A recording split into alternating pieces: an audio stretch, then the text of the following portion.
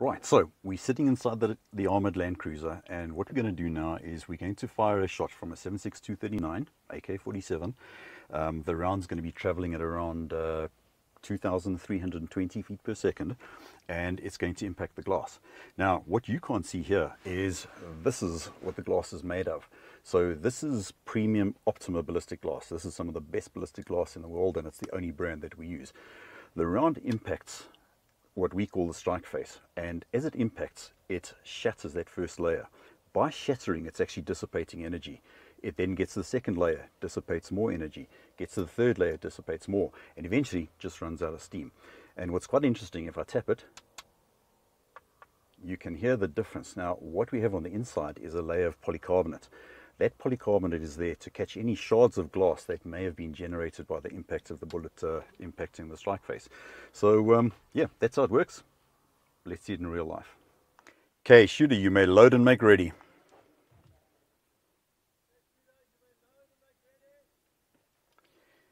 Shooter, are you ready? Stand by. Send it.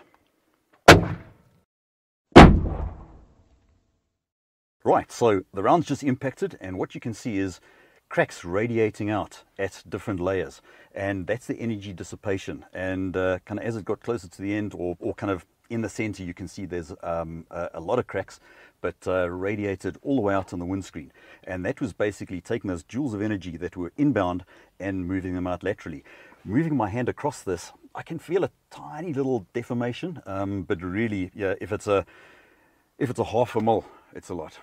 Okay, now the other guys have had fun shooting at me. It's my turn.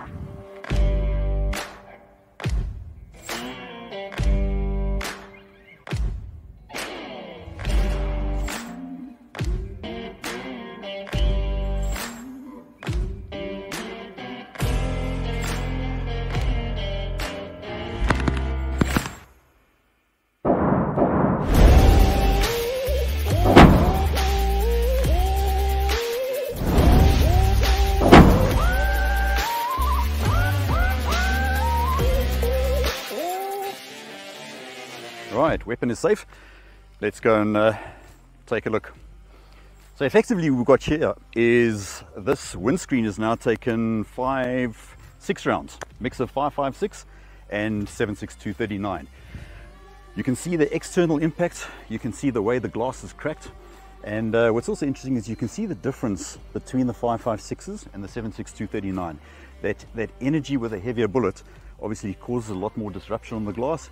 The 5.56, a little bit lighter, although still substantial. Right, these are the 3 weapons platforms that we use today. This is the AK47, iconic, easily recognizable, and unfortunately thousands and thousands and thousands on the streets.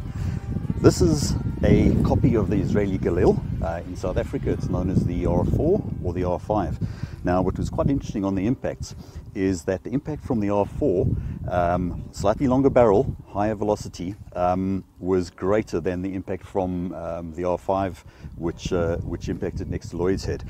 So this is the 5.56, and then the weapon I was using is my competition 223 Stag Arms, and this is the classic AR. So generally these 3 rifles are the rifles that are probably the most well-known and the most used rifles in the attacks in South Africa, in the cash in transit type attacks, and also we're finding attacks, kidnappings, etc., on normal civilians. And yeah, just very unfortunate that this is what we need to face.